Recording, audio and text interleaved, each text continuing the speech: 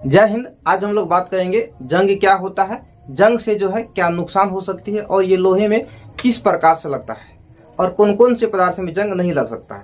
सबसे पहले जंग की डिफिनेशन की अगर बात करें तो जब कोई लोहे की वस्तु को ऑक्सीजन एवं जल के संपर्क में लाया जाता है तो उसकी ऊपरी परत पर जो है लाल और भूरे रंग की कुछ पदार्थ का निर्माण हो जाता है, एक परत की तरह निर्माण हो जाता है जिसे हम लोग जंग कहते हैं।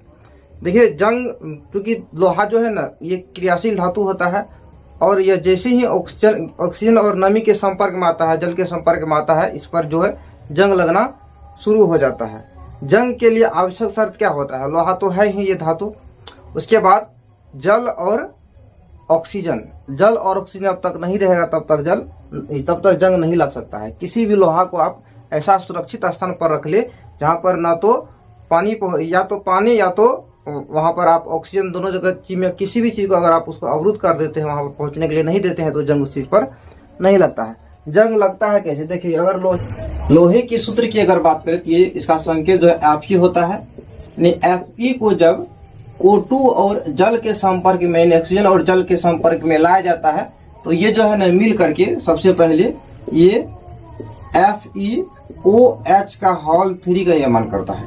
यही जब बाद में सूख जाता है, पानी इनसे वाष्पित हो जाता है, तो यह सूखने के बाद शुष्क स्थिति में ये जो है यह Fe2O3 × 6H2O का निर्माण करता है। ये जल की जो अणु है इनकी मात्रा बढ़ सकती है, वो डिपेंड करेगा कि जल का जो मात्रा कितना है। इसी को यहाँ पर 6 नहीं होता, लेकिन Fe2O3 ये जंग का सूत्र है। Fe2O3 इसका जो रंग होता है क्या होता है? इसका रंग लाल और भूरा होता है, लाल और भूरा रंग का होता है। इन्हीं को जंग कहते हैं, लोहे के सबसे ऊपरी परत पर जो लगता है।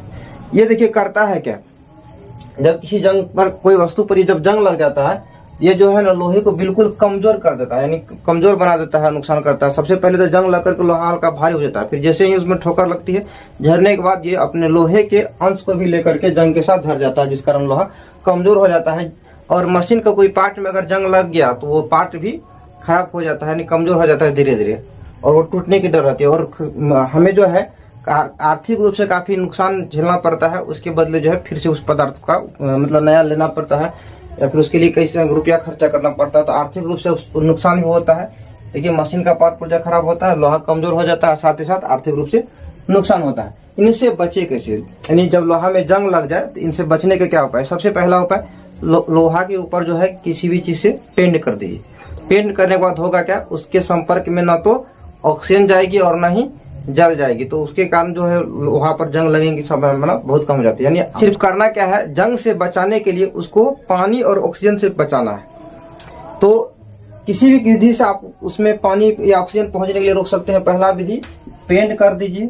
दूसरा, ग्रीस लगा दीजिए पूरा एकदम बढ़िया से, ताकि उसका संपर्क में जो है ऑक्सीजन और जल जाए ही नहीं।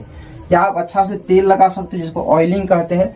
एक होता है क्या, गैल्वेनीकरण। गैल्वेनीकरण एक प्रक्रिया है जिसमें जस्ता धातु को जो है सबसे विद्युत, यहाँ पर लिखा हुआ विद्युत लेपन विधि, विद्युत धारा की सहायता से आप उस पर विद्युत धारा प्रभावित करके जिंक को काफी ज्यादा पिघला दिया जाता है, द्रव रूप में ला दिया जाता है, और उसके बाद लोहा का जो भी वस्तु होता है उसको उसमें डुबा दिया जाता है, तो उसके ऊपर जिंक का जो है परत चढ़ जाती है, जिस प्रक्रिया को गैल्वेनीकरण कहते हैं। इस प्रक्रिया का क्या कहते हैं? गैल्वेनीकरण। इसके अलावा इसमें क्रोमियम, निकेल, टंगस्टन, कोई भी धातु का जो परत अगर चढ़ा दिया जाए तो इसमें जंग नहीं लगेगा लोहा में। दूसरा उपाय है, इसको मिश्र धातु बना दीजिए। मिश्र धातु में भी वही होता है, आप इसमें क्रोमियम या फिर जिंक, कॉपर कुछ भी मिलाकर इसका मिश्र धातु जब बना दिया जाता है तो उससे भी इसमें जंग नहीं लगता है। इस मिश्र धातु को ही हम लोग स्टील कहते हैं। स्टील देख लीजिए, कोई स्टील अपने आप में एक सिर्फ धातु नहीं, मिश्र धातु का एक रूप होता है, और जो कि कई प्रकार का होता है स्टील।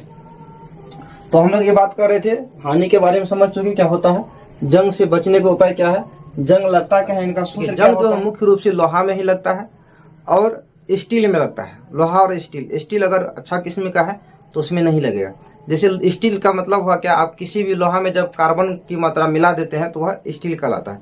किसी भी लोहा में कार्बन की मात्रा, कार्बन के साथ साथ उसको मजबूती प्रदान करने के लिए उसमें जो है क्रोमियम, निकेल और टंगस्टन आदि कुछ भी मिला सकते हैं। मिलाने के बाद जो उससे पदार्थ प्राप्त होता है उसे ही स्टील कहते हैं। स्टील के बारे में हम लोग अगला वीडियो में डिटेल्स चर्चा करेंगे। स्टील क्या होता है, ये कितने प्रकार के होते हैं और इनका जो यूज है किन किन क्षेत्र में किस प्रकार से होता है, इसके बारे में चर्चा करेंगे। तब तक के लिए इतना ही, मिलते हैं अगले वीडियो में। जय हिंद।